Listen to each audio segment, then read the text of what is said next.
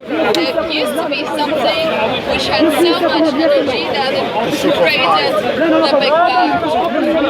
From something, I mean, that I can understand, because the concept of getting something from absolute nothing, it's not possible. No. It's not rational to think that you can get something out of nothingness. Yeah, that's the thing about what do you think is nothingness. Nothingness is absence of everything. Yes, of everything, but even energy or not. You see, have you heard of Professor Lawrence Krauss? Close. Professor Lawrence Krauss, he's a very well-renowned physicist. Also, let me think about He wrote a book called The Universe from Nothing. Wait, let me think about it. Yeah, I think I heard of this. It's a universe from nothing. So people think nothing means nothing. But actually, his nothing is something. There is fluctuation. There is quantum fields. Yes. Yep. So what we are saying, nothing is the absence of everything, including quantum fields, including gravity, including fluctuations, including quarks, neons, or gluons, or whatever people are thinking, including vacuum, because the vacuum isn't empty. Yes. So we cannot say nothingness can generate something in that definition of nothing. And that definition of nothingness, of course not. So that means if we exist now, which we do, could there be a point in time in inverted quotes, because time itself is very difficult to understand, that there was absolute nothingness at one point? So, like, from that point of view, no. But if you are, like, if you think of, if your definition of nothingness is that there's totally nothing at all, then it's wrong. So, from the start on, there can't be a word like this. So, you're saying that there must be something else. There has to be something always. Yes. So, that nothingness could come. So, you could maybe say nothingness can't exist in a word like this. So, there has to be always something. Yeah. So if we take a step further, there has to be always something. Now think about this. This is something that has to exist always.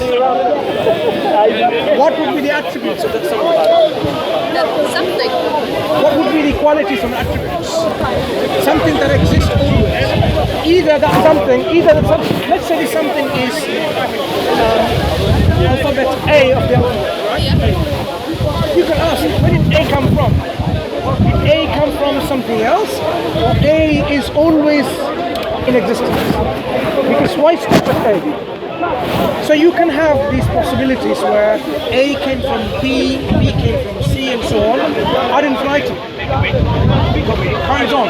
Or it stops somewhere, up to Z, for example. And there is nothing beyond that. Z is the first thing that has always been there. Which makes more sense? The one that has no end of cycle of causes, or there is a first cause? I'm not sure about that because I don't, like, I'm just looking at the moment, not at the very, very beginning, because I think that's what people think, how do you say, just let me think about it. So like, people are arguing about if there is a cause or not, and I don't want to make a point of it, a point to it, because I don't know, I don't have enough facts, you know. But we have enough critical thinking to come to a point. So I simply, first point, as we have agreed on, the first point is if something exists now, there has to be always something. In our understanding of something and nothing. The next point we can actually explore. What we have, we can explore. Either there is some causes for our universe, which cause ad infinitum, one cause which was caused by something else, and so on and so forth. Or there wasn't an infinite number of causes. It's easy to understand infinity in one way as well. Imagine I want to transfer something, right? From my hand to your hand. Okay? So it's an action to take place. If there are infinite number of people in front of you and me, infinite number, this has to go through infinite number of people to him. And likewise, infinite number, would it ever reach your hand? Probably, yes, because I might probably be one of those numbers in the field of infinity. No, I'm saying there are infinite number. There's already infinite number in front of you. Already. So, but infinity has no end, so I'm part of the infinity too, you know? I'm saying in the infinite chain, there are already infinite number of people, infinite, never ending. Infinite meaning there's someone in front of you, someone in front of you, someone in front of you. In a situation like this, will it ever come to your hands? I'm saying no, it will never. Because the moment you think it's going to come to your hand, there's someone in front of you. It will never take place. Okay, so but by then, so it's like with the mathematical levers, you know? You're the borderline, so it never would reach it. Yes, I agree. So this is the problem of infinite weakness, in which you will never come to this point. So if our universe exists now as an action through whether you want to call the cosmological Big Bang or any other models, for our universe to come into this reality as an action to take place, if there are infinite number of causes, infinite number of creators or infinite number of gods, it will never come to this point. So what that establishes, again using critical thinking, that the causes of our universe is not ad infinitum with cause A, B, C, Z, ZA, ZB, ZC and so on. There actually is a point where there is no further beyond that. What we say as Muslims, as believers, as theists, that this is the first cause, the creator, the ultimate, the absolute creator. And that makes rational sense, because the other options are irrational. So we are talking about what do you, so you call the very beginning. So this first cause is what we call the creator of our universe. So to make it simplicity's sake, creator. Yes. And that creator then we will say must possess by necessity certain qualities and attributes. So what I meant to say later on is that for the very beginning, for the very start of it, that you call creator of the universe. I don't have a name, and I don't want to name it like God and creator stuff, because I don't know what it is. We know it's the creator, it's the cause of our creation. This universe is an act that took place, an act of creation from while it wasn't here. If something came into existence while prior being nothing, while prior not being in this world, so this is a creative act. So the one that did it, we call it creator. So that's something that's not too much of a dispute. So the first cause is the creator, ultimately, of this universe. Whether there are many causes in between or he's the only one. So that's a question, because I might not want to ask you this, because I don't know about the beginning. I'm just like, they must have been something. You call it the creator. Is there like a creator is always there, or is there like a cause for the creator? As we established, if there was a cause for this creator, who caused this creator, who caused the creator? And you go on ad infinitum. And it will come to a point again, you'll have to say, there has to be a point where it stops. Okay, so you think that there has been like... So whether you make millions and zillions creators in between or not, ultimately the end, the cause is the first cause.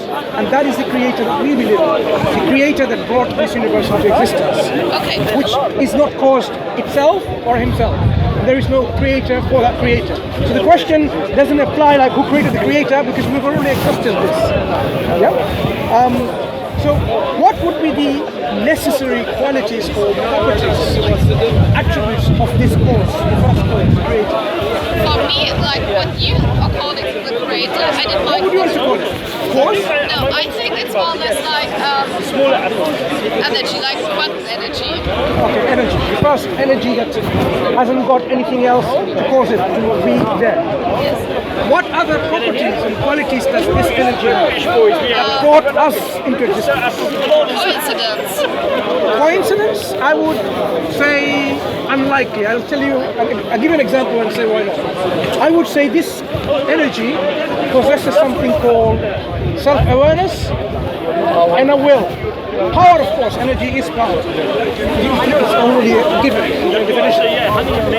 If you're not self-aware and you don't make a willing choice, then could this be the result? For example, this is the example I'm going to give you. Imagine there is a room in which there's a table and we call it a kitchen. I don't want to eventually label it as a kitchen. It's a kitchen. There's a cooker there and a freezer there and water supply and everything. Yes. Now, if there is no conscious, willing, self-aware something that is going to do something, do you think having the milk inside the fridge, water in the tap, but not running, and in the cupboard there's a cup and a plate, and there's the tea there, and a sugar in another pot, and a spoon somewhere else, do you think without someone willing to make tea with 2 sugars, this will just happen by coincidence, ever? No, I think like in the beginning, it was more like this quantity of this energy. By coincidence. But before we go to that example, let's talk about this kitchen. Would a cup of tea with 2 sugars ever be produced in that kitchen? That kitchen by coincidence? Yeah. Not in this form, because what I wanted to say, I wanted to respond. I just wanted to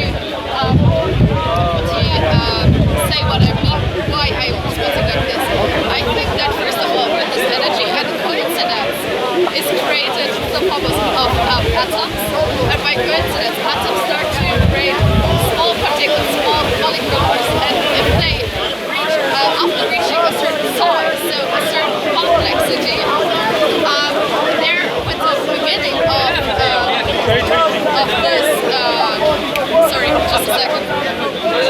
So by coincidence, they were the first kind of organism, and with the starting of the organism being there was the start of the will, what you call self. Yes. So it started with the organisms, because the organisms kind of figured out that their mechanisms are working well for them. So the mechanisms are working good, and they have enough energy to exist. So they started to develop this, can you say it, self-awareness? Yes. And this is the point where you can talk about your kitchen. So from this point on, there must be a will, but the will is the will of all the organisms, you know what I mean? So why would there not be a cup of tea with 2 sugars produced from that kitchen? Let's understand why not. Because there's too much substance. So I'm just talking about coincidence. So when you have an energy, how does this energy produce something without being aware of it?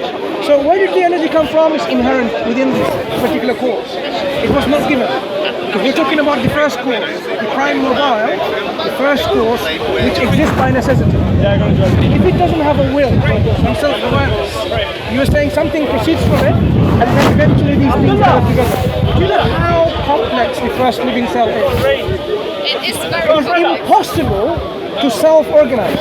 Impossible. Why? Because to make a living system, a cell, it has certain organelles. Whether it's a lysosome, the mitochondria, yes. We are talking about proteins and enzymes. Yes. To make proteins, you need DNA. To make DNA, you need proteins. A catch-22 situation, you can't have it. It's not going to work. It's like. You can. So I think before you had a complex cell, even the cell developed from in a long process, because there's it's called, I think, Mitochondria in German, which is like the theory of the mitochondria, you know, like the nuclear power of the cell. But remember, there are no laws within the universe. There is no laws. There is no gravitational constant. There is no Planck's constant. All these constants in the universe doesn't exist because that energy didn't create anything. So now, things won't just form. There is no forces of attraction or repulsion. It just wasn't created. No, I think like what concept you call creator or God. But this energy didn't do any of that. No, because it happened by coincidence. Are you saying by coincidence the law formed, the law of attraction formed? By coincidence, the law of repulsion formed by coincidence? Because energy is response to energy. So if there's a certain amount of... So the law forms by themselves? If there's a certain concentration of energy in one part, because you have like space and energy Which makes sense that this energy consciously decides to put the order in this universe, or it just happened by coincidence. It happened by coincidence, I think. It makes sense. So do you think if I have all the ingredients to make a jumbo jet, a Boeing 707, and I put it in a warehouse, and I leave it there, and every now and then I create some explosion. By chance, I expect the next generation, Boeing 747, 707, A437, whatever, to produce, right? No, because it's not, I think what you are trying to, so we're talking about coincidence, I think the system of coincidence is working on a very, very small scale. So it doesn't work for huge amounts of substance like for Boeing 7. The reason why I'm saying is atom is not what you think atom is. You break down into quantum world. In quantum, so all these quantum particles interacting with each other, they are not simple. They're very complex in their interactions. That interaction is already an interaction to which there are rules and laws in place already. And I think those rules and laws, you're talking about the small scale, where it's more or less like the response of them to themselves, more or less. Don't worry about the heckles, they'll come and go. More or less formed by the coincidence. So it's like by coincidence there were those quarks. When you say coincidence, okay, what is coincidence? It's just like... Personally, I don't think there is such thing as coincidence. It doesn't exist. What is coincidence? If I flip a coin, brother, listen. If I flip a coin, yeah, £1 coin, whether it is head or tail, do you think it's coincidence? You know money, yes. Right? Do you have a £1 coin? I didn't understand because somebody was talking. I know, hecklers will come and they will whisper, don't worry. So you have a head and a tail, right? Yes. That's what we call a coin. Yes. Now if I flip this coin and I hold on my hand, is it a coincidence? Is it head or tail? It is. It's not. Let me tell you why it's not. If I know all the factors that are associated with this action, the density of this material, the weight, the humidity in the air, the temperature, the air pressure, the height, as it falls, the force that I'm flicking this coin, and when it falls, the impact it's going to have on my hand, the pressure it's going to enforce on my hand and bounce back. If I factor all of this in my equation, we can pretty much most probably say it's going to be head or tail, because we know this is going to happen. The fact that I don't know all of these factors in my equation, I say by chance it's head or tail. But if I could eliminate and find all of these factors, you can say it's going to be head or tail, and you can actually do that. So in that way, thank you, there is no coincidence. It's now an awareness of the factors in play. Yes, that's true. But there will always be like the understanding of our coincidence is that you don't know or you can't prove it. So when you say we don't know and prove, remember, it's our ignorance of the matter, of the reality. If we knew it, you can say it's going to head or tail with most probability. It's highly probable it's going to be head or tail, right? This energy, when it did something, when you say coincidence, there is no such thing as a coincidence. When something happens, it happens through a what? I would say it happens because of the will, because of the decision from that energy. I'm not going to be here later. It makes sense that the energy then decides. That's why we say this creator possesses self-awareness, creator's power, possesses power, and a will. Will to make things. Because when everywhere in our life we know and we see that it is by choice and will and by decision things happen. Nothing happens by coincidence. Nothing. Either it happens through our ignorance of the laws that are in place. For example, if someone throws something, you don't know whether it's going to hit that tree or not, whether it's going to damage that leaf or not. But if you knew all of it, you can pretty much say probability of that leaf getting plucked from that tree, this is going to happen. We know that. So likewise, we say this universe follows certain rules and laws that is already built in. that's what's important. And who did build in? That first one. I think we're talking about the same thing. Because I know that there are natural laws like gravity creativity and stuff. But at the beginning, so your point of view is that there's a creator with a will, and I say I don't think that is like this. I think I haven't got enough proof for it to say anything about it. What proof have you got? I don't have any. You haven't got any proof. So that's the reason why I also told this gentleman that I don't want to make a point about it. I don't want to say, okay, there's the creator or like being you or the creator you call it. So I think I don't have enough proof to say what is in the beginning. I don't have enough proof to say yes, there is reason A and it started with all that. Or I don't have enough, and I don't have enough proof to say no, there has to be a reason A. There always has to be like a infinitive chain reaction. It's just like I don't think we have enough facts to talk about it. Okay, you see that camera there? Yes, and I don't think I would like to stop this discussion, but I don't want anybody to film me. I'm just like too long in the space. That's why we can wrap this up. I'm saying you can see this is Canon and Nikon. Right? You mentioned they've designed it. That particular one in particular, I can't see who designed it. Would I be reasonable to say this has no designer because I don't know who the designer is? Would it be reasonable for me to say this camera is not designed because I don't know who designed it?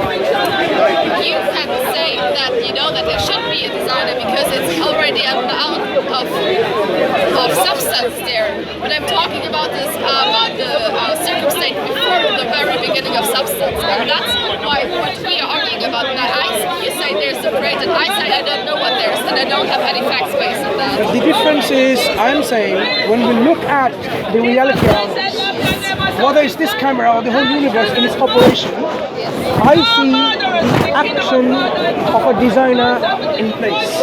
When I see the camera, I don't need to know whether it's manufactured by Apple or Samsung or whatever. I know this has a designer by looking at itself as the complexity and organization within this camera. I look at this universe, I see the harmony of the universal constants, the things that are there.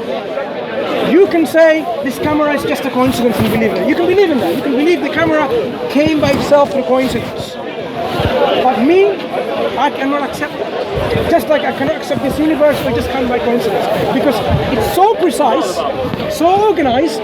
It's not just organizational complexity. We're talking about a level of complexity that's so much that it totally blasts our mind in terms of how much it is there. And yet, we are told by a group of people, dogmatics, atheistic community scientists, saying this all came from evolution and chance and so on and so forth, for a particular reason, because they have a particular doctrine behind it. Why? Because if they were to tell everyone, actually yes, we know like this must have a designer, the universe must have a designer, the consequence is, who is this designer? Why did he design? Why did this designer design this? They don't want you to go into this consequence.